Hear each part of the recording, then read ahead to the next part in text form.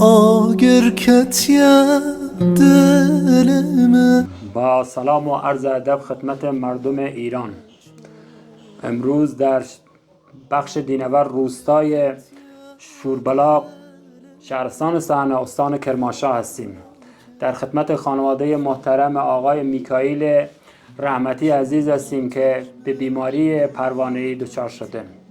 متاسفانه خانواده رحمتی از زلزله زدگان سرپل ذئاب هستند که به خاطر اینکه مستاجر بودن و خانه‌ای بهشان ندادن به دینور مهاجرت کردند.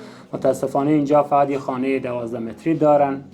ایشان هم دست فروش هستند. 4 روز در سرپل ذئاب، 3 روز هم اینجا.